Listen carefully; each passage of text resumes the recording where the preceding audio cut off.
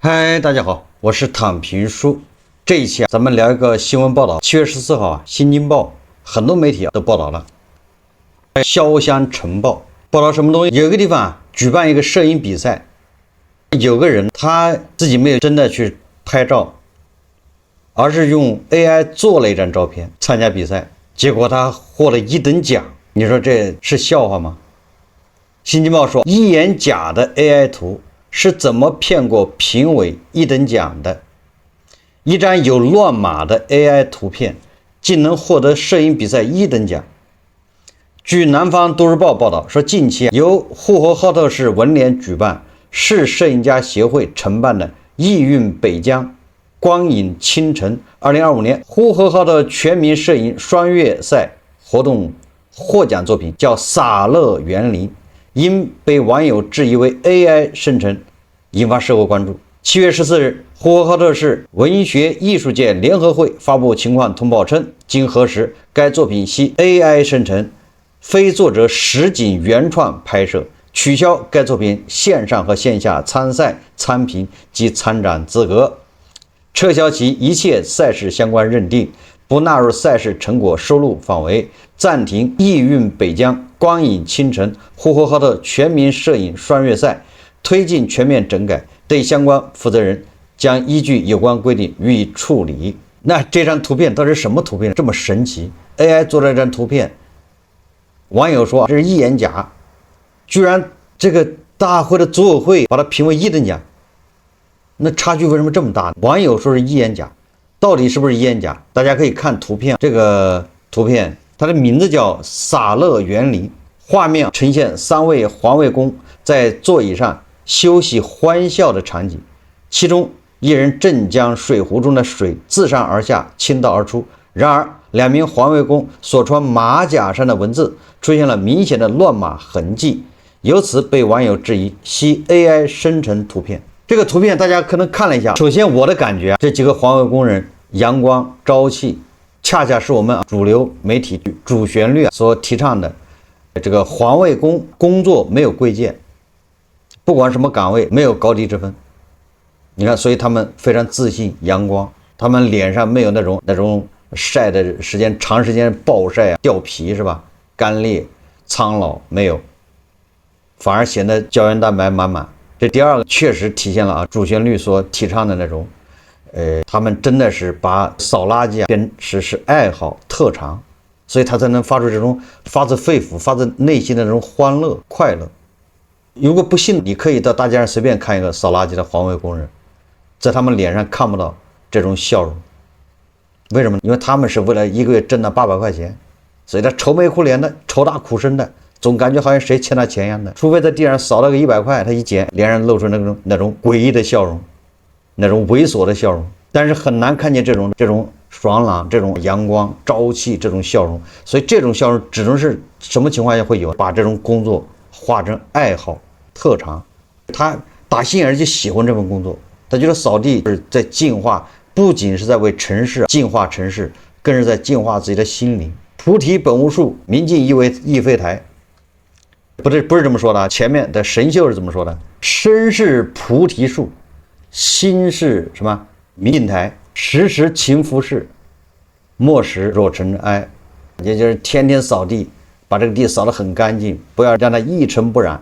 实际上何尝不是在扫自己的心里的杂念？所以他们这个笑是阳光的。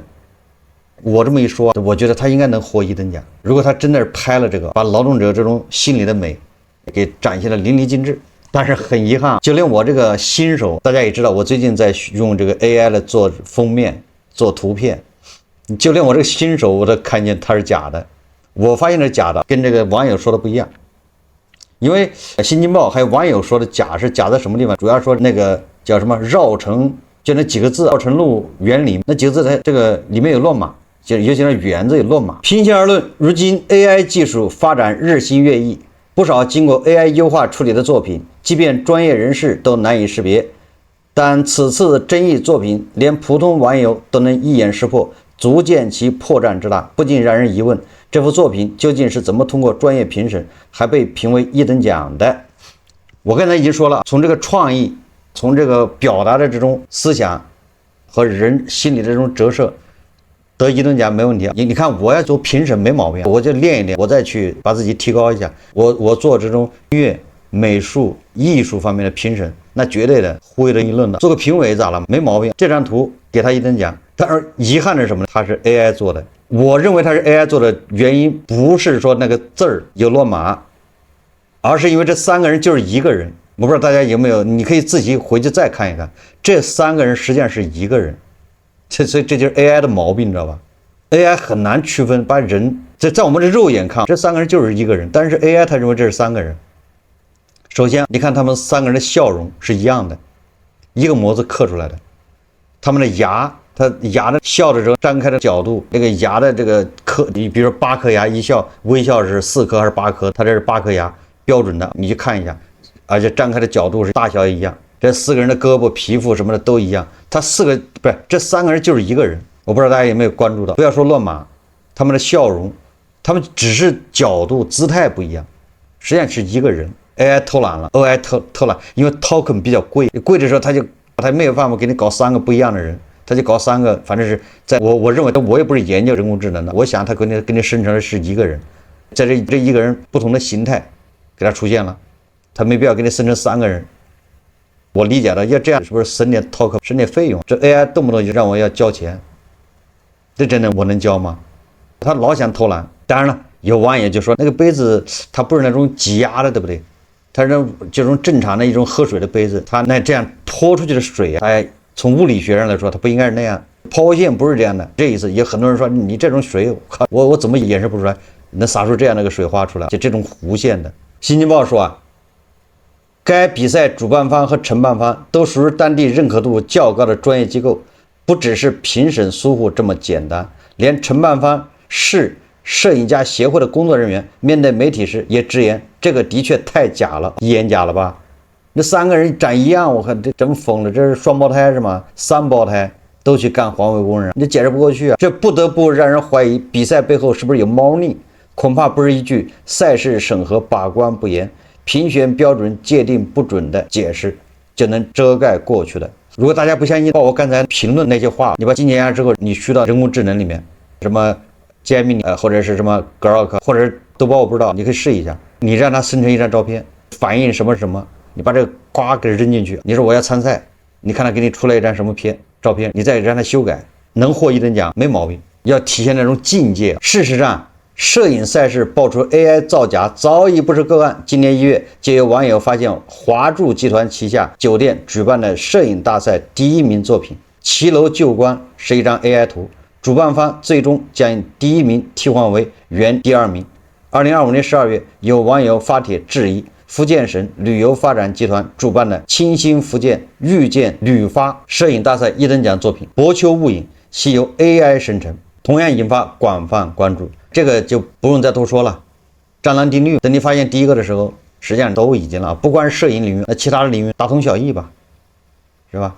概莫能外，习以为常，见怪不怪。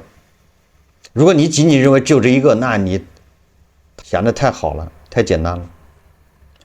AI 混入摄影赛事的事件屡次发生，说明 AI 已经是行业面临的共性挑战，该引起足够重视。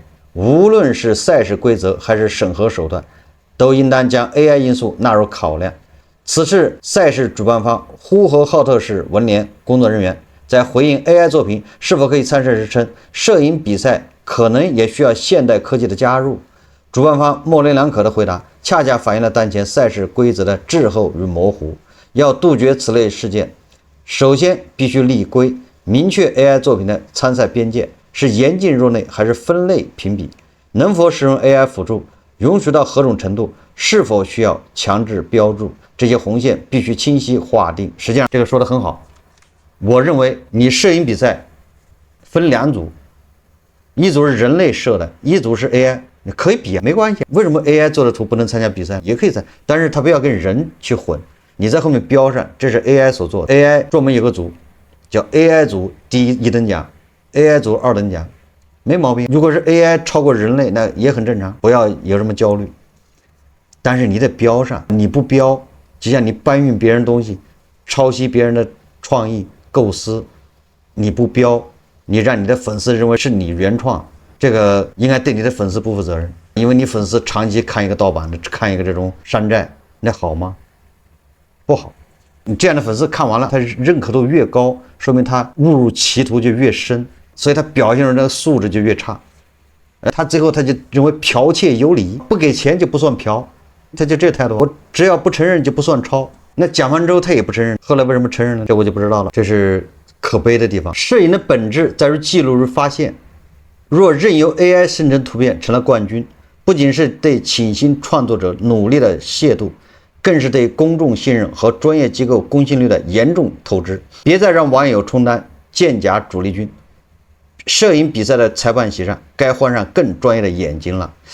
这个最后说的我不认可啊，也就是你把它分类没有关系，你参考别人说的，对不对？你参考别人没有关系，你说这个是你要说清楚就完了。你说这个是从哪儿看的，没毛病。我这是看了谁说的，你不能把两个照片混到一起，把 AI 和人的放到一起去比，这就不行了。所以要分类。那我来谈谈这个 AI 的图片怎么骗过评委一等奖的。这个实际上没什么好说，因为这是弄虚作假，在咱们这儿那是比比皆是。那在印度那更是泛滥成灾。那印度那个地方，它就没有几个地方是真的是得不到什么好报的。为什么印度呢创新的不行？因为一帮人等着山寨你，连做个节目，但还有人要山寨你，就照着你这说，说完了之后，粉丝觉得他和老师说的真好，你真可以，你真行，我要向你学习。还向他取经，对不对？那谁愿意创新？创新得不到任何保护，你自己在这吭哧咔哧的花3-4个小时选题，想着怎么说，怎么样，从哪一些角度去说，这个就相当于写一篇高考作文是一样的。每一个节目跟写作文是一样的，就写议论文是一个道理啊。就看了这个，给你一个题目，比如给个报纸报道，给了一个新闻事件，那你要发表什么样的看法？你要从哪些角度去讲？怎么结合你的经验、你的阅历、你的实际经历？你怎么样去糅合在一起？你要给你的粉丝传达一个什么样的一个信息？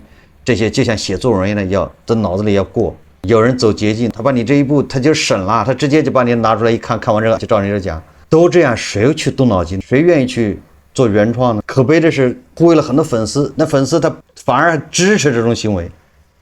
你说这种造假，各行各业无孔不入，这种叫它还不叫造假，叫据为己有。直接就把成果据为己有。那你要说一下这个，也就你说这是这个评论，这个观点从哪儿来的？什么观点？这个技术性的问题咱就不探讨了。这张图片大家都自己看了，反正是 AI 图片，那你可以练练你的眼力。像那个小孩练什么找不同，是不是？小孩最喜欢玩这种游戏，找不同。那你把这个跟人类的照片你找一找，哪个地方不同？AI 虽然是人工智能很厉害很强大，但是它有它先天的弱点，这个你不能不服。虽然很多软件专业的，它在色彩饱和度啊、构图上面、光影摄影这种已经达到了胡一静老师的水平，大师级人体摄影，但是他的理解和我们人类理解是不一样的，所以在这个细节啊，在逻辑上，在这种各种，你比如说水的抛洒这种抛物线，它肯定跟我们想象是不一样的。因为 AI 它没有重力的概念，至少现在的 AI 还没达到那种水平，是吧？对人类的这种细微的感知啊，对重力，是吧？对，比如重力的存在，那只有我们知道，那 AI 目前还不知道，是吧？它没有这个感觉啊。水流应该是什么样子？它是靠一串代码，是吧？再去靠逻辑、靠代码去生成，它的规则跟我们人是不一样的。但是这些细节咱就不管了，因为你只要仔细看能看出来。AI 有人还专门用 AI 去识别 AI 造的图。他怀疑这图是 AI 造的，光呢让这些人工智能去识别，但是你看看这是不是 AI 造的，这个也是个办法。我们今天要聊的是这种造假，为什么会出现这情况？首先第一个，也有可能这个里面涉及到一些灰色的，是吧？这个一等奖给谁？谁得了一等奖以后觉得有碗饭吃？你获奖这奖金给谁？这都是利益输送，这背后猫腻那大了去了。获奖作品，对不对？这个第一等奖如果给你，那你以后行走江湖，那你在摄影圈那好歹够吹的，完了拿了奖，对不对？说不定以后还有一个工作，一个饭碗，在哪个杂志美编，就是这样的。所以这里面涉及到恐怕还有一些职称、评职称、工作呀、饭碗、奖金，跟这都有密切相关。这种玩意有的时候各行各业评奖，大家知道规则，这个行业协会、那个行业搞个什么大会评奖，这个东西很多都是量身定制的，专门为你这批人搞个奖。你们得1、2、3等奖，人挺多的，得了奖之后，大家不就都有钱了吗？以后有流量了吗？你比如说选美，比如说什么健美，比如什么说书法那种绘画各种比赛，这个已经形成一个产业，各取所需。有人出钱，你来参赛，有人拿第一，有人拿第二。为什么拿第二？他不是真的是第一、第二，第二是因为你给他钱多，你给你一个第一名，完了之后你不是拿这个就可以出去变现吗？所以说它变成一个生意，所以大家以后千万不要对这种什么比赛1等奖、2等奖当个事。我刚才已经说了，那好多评委水平没我高，我就真的我去专业去稍微训练一下，那我这审美的这超过很多专业人士。好多专业人士本身对吧，那头衔是自己给的吗？这不也是自己给的呢？他真还很厉害吗？这玩意都是人捧人，他那个头衔本身也就是参加各种比赛给的，那些比赛本身也就是干这事的。所以说，你看一代一代的造假，一代一代的就这么假下去了。这个假的带假的，假的评选假的，假的被选上之后，假的再去搞比赛，再去评选假的，整个这就是造假。这个大家要习惯。这个不光是摄影，你看象棋比赛，国际大师那都是什么？现在逮进去好几个啊！不要太当真。所以以后说他什么参加这个比赛那个比赛，什么组什么第1名、第2名的，应该抱一个同情心。什么叫同情心呢？肯定是哥们儿，你花了不少钱，辛苦了，钱没少花，礼没少送。他得的奖越大，你越同情他。当然了，我们也不要一竿子打死，不能说所有的都这样，但是大部分都是这样。但是有人专门干着活，专门到处搞比赛、搞评奖，各取所需。有的人拿了这个奖之后，他不就可以去竞选什么院士了吗？院士搞不上，搞个俄罗斯院士没毛病，或者是叫欧洲什么院士，反正大家也不知道。这是第一个，这大家要对这个赛事要祛魅，它本身就不正经，比我这节目还不正经，它这是装的很正经。所以这先对赛事祛魅，都是为了经济利益啊。那第二个，我们要知道为什么西方它造假好像少一点，而我们这儿怎么造假就是比比皆是，在哪儿都造，是不是？各行各业。我记得有一个视频是明朝的一个会长，是吧？明朝明史协会的会长叫什么名字我忘了。我看他一个视频，他说的视频里面，他说明朝的时候就有外国人传教士什么的还是一个叫游客写的游记，说他在中国的集市上看见有人那商贩往鸡嘴里灌吃的灌东西，他就不知道什么意思，他以为给他治病好像是，但后来才知道原来是为了增加鸡的重量。也就是你看卖注水鸭，注什么往鸡肚子里注东西，这玩意从明朝就有了，这骨子里带来的。这是什么原因？有人说你这胡说八道，你这就完全在这抹黑我们。那好，咱们去年讲的《红楼梦》，《红楼梦》是曹雪芹写的，是吧？《红楼梦》里面写的贾家，后来王熙凤，不对，应该是王夫人。王熙凤不是得了病吗？王夫人给王熙凤要找那个好的人参，结果整个贾府都没了。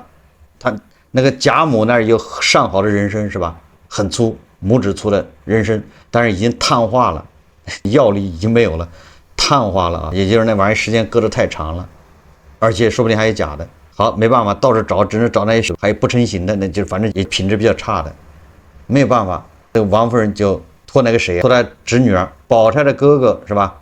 在外面狐朋狗友的开药店的，宝钗哥哥自己本身也是开店，通过他哥哥找人搞的真的人参，是要他哥哥去找人，因为为什么？如果不是找人，不是认识的人买回来人参，有可能须是贴上去的，那人参是假的。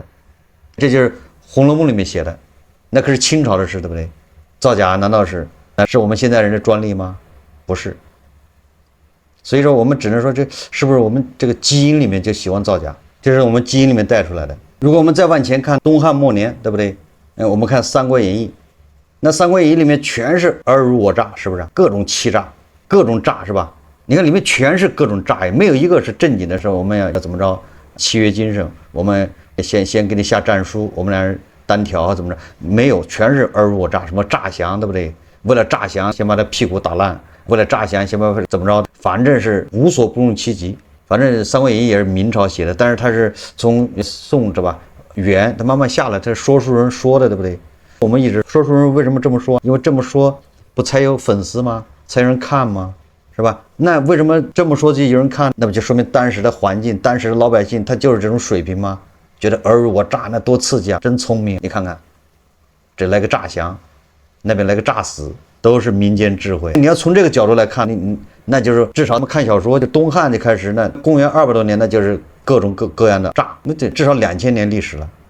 那这个你不能简简单单说是西方给我们挖的坑，被美西方带坏了，不能这么说，不诚信，说白了就是没有诚信，而且整个社会以不守诚信为荣，也只有你不守诚信，大家才得到认可，大家比较喜欢听。说到这个，比如我举个活生生的例子，对不对？还有一个什么？还有一个涉及到我们为什么喜欢走捷径、弯道超车、剽窃，实际上它都是一个意思，就是确定性。我这么干成本最低，获利最大，对吧？但是如果我要按部就班我自己来，那很大的试错成本，很多这种比如研发，那你就试错。你比如你做节目一样的，你要找这个题话题，那话题说了没人听，人不喜欢，都要试错。这里面，所以我们要说到国民性维度，从国民性这个角度来说，我们是实用主义至上与契约精神的错位。那实用主义它怎么就至上了呢？实际上，实用主义是在深层压力下的捷径崇拜。捷径呢，就走捷径，在高强度的竞争压力下，如何用最低成本获得最大收益的实用主义，甚至是叫机会主义被推崇。而我们在文学作品里面，《三国演义》里面呢，处处都是这种实用主义，叫机会主义。老老实实蹲守几个月去拍一张照片，成本太高你要花多少钱？有很多人为了拍一张太阳落下，然后光穿过一个桥。他要那个点儿去，必须是什么时间，必须是天气什么样。你在有的时候一待好几天，就为了拍这么一张照片。有很多人要拍颐和园是吧？叫夕阳西下的时候穿过颐和园，什么17拱桥叫什么桥我忘了我记得那这边排满了人，正好那桥上还有好多鸟是吧？上面飞，一到太阳到一个角度的时候，他们就能拍出那种正好阳光穿过桥孔。他们好多人为了，因为你要占位置，你的机位不好，你拍出也不好看。所以站到好位置，你得几点就得去，早就去了，一直在那拍，就等那一刻。而且有的时候不巧，就那一刻的光线，它乌云密布，或者光线不太好，又白等了，明天再来，挺那啥的，你知道吧？我为什么印象深刻呢？因为有一天我有那么一次特巧，我正好去玩，我从那桥上下来的时候，我没注意看对面好多人，后来我因为那个桥就两边看观光的时候，后来我突然抬头往前一看，我靠，前面全部是长枪短炮，你知道吧？对着桥那，我一看那肯定是对着我的，实际上是对那个桥洞，长枪短炮，好多人呢，吓我一跳，我以为干啥呢，你知道吧？拍啥？我往后看看没人，后来我才知道，原来他们要拍那一刻那个光。当然了，你说这个成本多大？那我坐在电脑前说一段口令，就生产一个，我再去改一下，一等奖，我就不用去拍了，我的成本就省下来了。反正大家都是为了这个目的，这参赛目的刚才已经说过了，对不对？就这么个事，大家心知肚明。那我得搞个作品上去，得说得过去，是不是？那我 AI 做一下不就完了吗？但是这种走捷径、超近道的默许，导致社会整体对守信成本极高，失信成本极低。那当然了，这中间的什么审核评比，那都是按照剧本来，这是说好了，对不对？这时候讲诚信了，对不对？那这时候因为钱都交了，你得讲诚信，你不讲诚信，有人把桌子掀掉了。所以我们还接着说这吧，这种用 AI 造假，这种全民造假。这实际上还延伸了什么？就是对别人成果的剽窃、抄袭。比如说学术论文的抄袭、自媒体文案的洗稿、这个视频节目搬运，有人为此还要强词夺理。这种抄袭并且强词夺理的现象，不仅仅是个人道德的溃败，更是一场融合了心理防御、社会达尔文主义、传统文化负面惯性以及制度漏洞的共谋。就是为什么这么多人会去搬运、抄袭？完了说振振有词。实际上在今天学术界、文学界和自媒体，尤其是一些视频平台，抄袭已经演变成一种系统性寄生生态，就是寄生虫。许多名人、学者或者作家在面对高频产出的压力时，将他人的研究成果、独特观点甚至成段文字直接缝合到自己的作品中，高频输出。像我这一天8个节目的，也是超高频输出。但是我还好，很多视频创作者。他现在的核心竞争力是什么？就是信息差套利。什么叫信息差套利？将内外网，有的时候把外网的东西搬到内网，有的时候把内网搬到外网，就是优质视频，比如说科普、震惊分析、纪录片，他翻译、洗稿，自己再重新配个音，装成是自己的深度原创。他把你叫什么？你选题，你刚才说的就是这种创作，你既然写作文一样的，你这脑子构思一篇作文，大家知道吧？你都参加过高考是吧？这种他直接跳过，但是他觉得这个跳过很自然，他觉得这没什么，这还不错，这个叫跳过。好的直接就把你抄袭了，哎，把你一抄袭完之后就照你这说，或者稍微做一些改动，完了之后这就是他的了。这个创意原创的原创者，原来的作者需要承担极高的试错成本、时间成本和认知成本，因为你有很深的积淀，你有经历。而这个抄袭的人，他是通过像素级的模仿或者是降维式的洗稿，直接掠夺最核心的劳动成果。还有好多人他不了解这些，跑来是吧？我没觉得他抄，我没觉得什么。你不做这个，你当然不懂了。我不说了吗？你不做自媒体，你不懂。等你做自媒体，你就懂了，对吧？实际上这是一种叫寄生型生存策略。为什么有人敢于抄袭，而在被指控抄袭后，为什么他们不仅不道歉，反而能极其理直气壮的强词夺理，辩称是借鉴，是致敬，是英雄所见略同。比如说我们以前老有拍电影的是吧？拍那个电影之后，说好像看过啊，前面叙事或者是拍摄手法，人家这是向那个教父是吧？那个导演叫什么名字忘了，向他致敬。你过去不老有这个吗？我们国内很多二代、三代、四代那些导演，他特喜欢向致敬。这当然是把这个抄袭说的这么清新脱俗，那也是不容易啊。也就是抄袭已经变成见怪不怪。从心理学上说，这种单一个人，这叫自我道德期许。什么叫自我道德期许？好歹你上个大学，对不对？上个大学你就觉得我应该是个有体面、有才华、高尚的人，这是每个人从小教育给你灌输的。你加上你考上大学或怎么着，你会有一个这叫自我道德期许。但是跟你的实际行动你发生严重冲突，实际行动什么意思？结果你生活所迫，或者是失业了，我就开始剽窃别人的，抄袭别人的。有的人他不觉得这是剽窃抄袭。有的人他知道这是干的是坏事，不好。那如果他知道这个不好，他就会产生剧烈的心理痛苦。因为我是个道德高尚的人，我自认为我是个道德高尚，结果我在抄，明知这是不好的，我还抄，所以他就会心理痛苦、失调、认知失调。这我就说了嘛，结果你长期这样会精神分裂。但是有人他觉得我这就是借鉴，不是剽窃。那有的人为了消除这种痛苦，他的大脑就会自动启动防御机制。防御机制什么意思？他就会把这个事情重新叙事。什么意思？我只是看了一下选题，我只是看了一下选题，今天发生了广西水灾，很多媒体的报道。那你说了，我也是选题，他就会去降低他这种叫心理的这种负罪感。我只是看了选题，大家都可以说他叫轻描淡写，回避了他抄袭的这种借鉴，就看了你的节目之后才做的。那如果你想想，你高考有人把那高考的这个作文是吧给了你，那作文虽然说满分100分，他作文50-60分或者60-70分，那你是不是看了之后你马上豁然开朗？是不是这个逻辑啊？你在这个60分基础上写得好的话，能写80分。所以他会重述叙事。我没有偷，我只是站在巨人的肩膀上进行了2次创作。知识是人类公有的，你能说我为什么不能用？这就是很多粉丝这么说的。这些话题这都是新闻事件，人家你能聊，凭什么别人不能聊？就开始各种叫转移视线、转移矛盾，通过将剽窃、将抄袭重新定义为借鉴，融会贯通。他们成功的在内心深处欺骗了自己，完成了自我的道德救赎。还有一种抄袭的人、剽窃的人，他有一种扭曲的叫智力优越感，叫达克效应。达克效应什么意思？他认为这个你说的不好。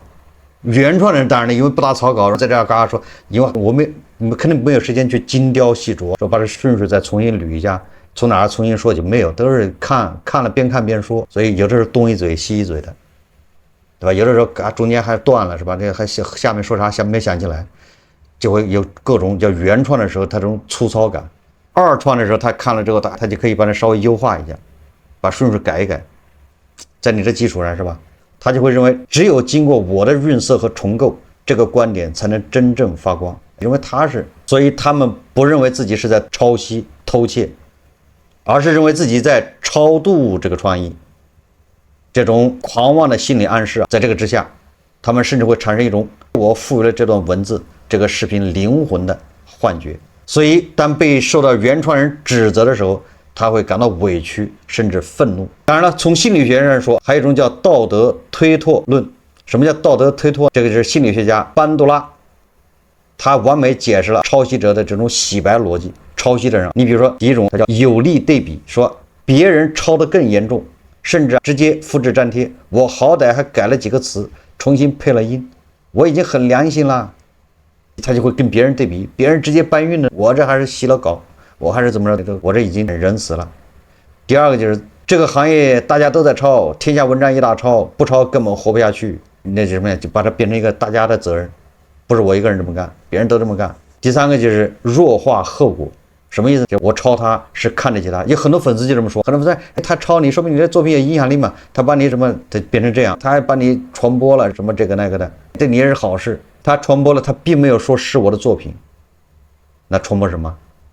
所以很多人他就上来搅浑水，他说我抄他是看得起他，还帮他扩大了影响力，他怎么这么小气？你看有粉丝过来说，说我看你格局不高。所以通过这种心理暗示，抄袭者成功将自己从加害者塑造成了被严苛版权规则迫害的受害者。这一切什么原因导致的呢？对吧？实际上还是极度内卷与功利主义挤压之下的社会畸形。在中国当下的社会语境中，成功的定义高度单一且崇尚结果，社会只看你有没有名气，有没有流量，有没有财富，有没有职称，而极少有人去追问你财富积累和名誉过程是否干净。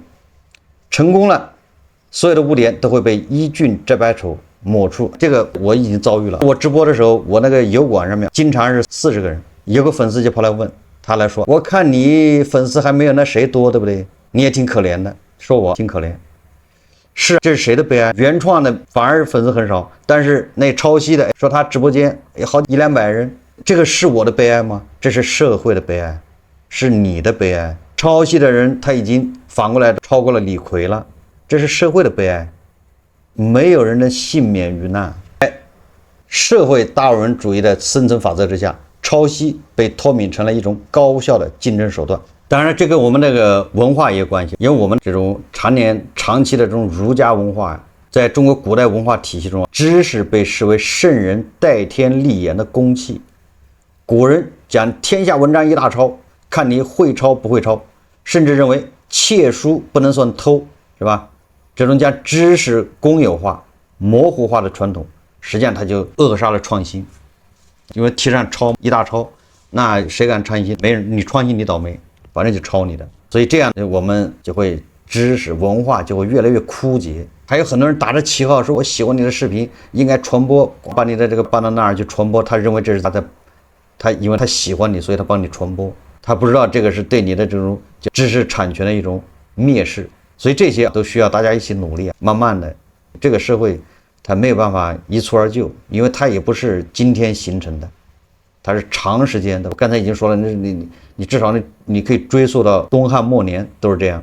万钱咱们还不知道，还没讲过，是不是？那你想这短短的30年改革，就能把这改了，这也很难，是吧？需要时间，实际上需要大家一起努力。只有大家一起努力，这种系统性的造假，这种全社会的造假，这种造假大国的这种称号，它才会真正的改变。